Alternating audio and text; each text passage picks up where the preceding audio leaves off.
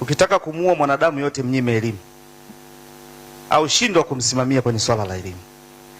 Lakini niwaombe madiwani mwe wakali sana kwa watumishi ambao ni wazembe. Tunao watumishi ambao wana maelekezo mahususi ya kusimamia elimu kwenye kata zenu. Na mnao kwenye wewe diwani ndio mwenyekiti wa kamati ya maendeleo ya kata, kwenye ODC zenu mnakuwa nao. Tunao maafisa elimu kata wapo huko. Ni lazima wawajibike pasavyo. Tunao watendaji wa kata wanazo sheria za kuchukua dhidi ya wale watu ambao hawasimamii watoto wao kwenda shule. Mimi niwape mfano, jana asubuhi, waheshimiwa madiwani, nimemkamata mtoto wa darasa la 6 Kogete shule ya msingi. Analimishwa na wazazi asubuhi. Nikampakia kwenye gari yangu na kumpeleka shuleni na nikatoa maelekezo mahususi kwa mzazi. Lakini lucky enough inaonekana anaye binti yake ambaye amefeli form 2 yupo nyumbani na ana mpango wa kumwozesha. Afisa tarafa wa tarafa hiyo anajua na nini mtuma mrudishe mtoto. Niombe mheshimiwa diwani wa kata hiyo wasiliana na afisa tarafa, yule mtoto aende shule.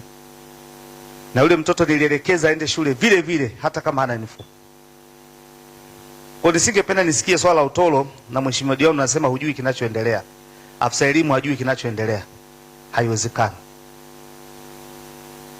Tukipita mtaani humu tuna watoto wengi sana. Watoto wa mitaani. Lakini wanao ndugu zao, wanazo familia zao. Maafisa ya maendeleo ya jamii, ustawi wa jamii, tupite mitaani tuwatambue wale watoto na tuwanusuru wale watoto. Wengi ndio hao ambao wametoroka shule. Nikiwa kwenye kata moja ya Filipo kata gani? Nikiwa kwenye mkutano nilikamata mtoto pale. Nafikiri una hiyo taarifa, si ndio? Muda wa masomo yuko kwenye mkutano wa DC asubuhi. Lakini kwa taarifa anajihusisha na uchimbaji kwenye machimbo na mtoto yule amekuwa kishusha mizigo lebo sokoni. Nikampeleka shuleni mwenyewe chini ya usimamizi wa polisi. Lakini madiwani mpo kwenye kata humo. Hawa watoto ni wa kwenu na hiyo jamii ni ya kwenu. Niwaombe mwe wakali kwa wazazi, kwa watumishi ambao wana dhamana ya kusimamia elimu kwenye maeneo haya. Hatuwezi kukubali matokeo ambayo yamekuja na tukawa happy. Niwaombe madiwani mwe wakali, chukueni hatua. Kama una mtumishi kona nyosha mstari. Kwa sababu anasababisha kuua jamii ambayo unaiongoza. Kila mmoja akiwajibika kwenye nafasi yake, hatuwezi kuwa na changamoto ya utoro shuleni. Mzazi akiwajibika, wasimamizi ambao wana dhamana, waratibu elimu kata, watendaji wa kata, watendaji wa mitaa, idara ya elimu. Kama idara ya elimu unaniambia huna takwimu wala hujui kwa nini? Why? What is your concern kwenye idara yako? Ona wataka madiwani mwe wakali. Nitafurahi sana nikiona ili baraza limekuwa kali, lina wembe. Ili tusaidiane hizi kazi. Kuna migogoro mingi sio kwa na lazima. Na mingine inasababishwa na sisi wenyewe madiwani. Mingine inasababishwa na viongozi wetu kwenye mitaa, na diwani unajua, lakini tunaogopa kuambizana ukweli. Tunao miradi ya maendeleo iko kwenye maeneo yetu, kwenye kata zetu, ambayo imegharimu fedha nyingi. Diwani una wajibu wa kuisimamia, kuhakikisha kwamba inasimamiwa vizuri, inaendelea kudumu na inakuwa sustainable. Chakula shuleni ni ajabu sana, mpaka leo naona kuna wanafunzi hawapati chakula shuleni. Nikiuliza takwimu ya shule mtaniambia shule zote zinapata chakula. Lakini tukienda kwenye idadi ya wanafunzi kwenye shule husika, unaweza kuta watoto wengi hawapati chakula shuleni. Na mheshimiwa diwani, mwenyekiti wa kamati ya maendeleo upo, mratibu elimu kata yupo, mtendaji wa kata yupo, mtendaji wa mtaa husika yupo, wenye viti wa serikali za mitaa wapo. Watoto wapati chakula shuleni.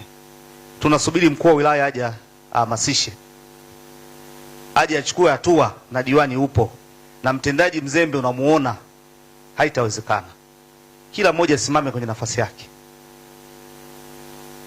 Na tukifanya kwa ushirikiano huo, mwisho wa siku tutapata matokeo chanya.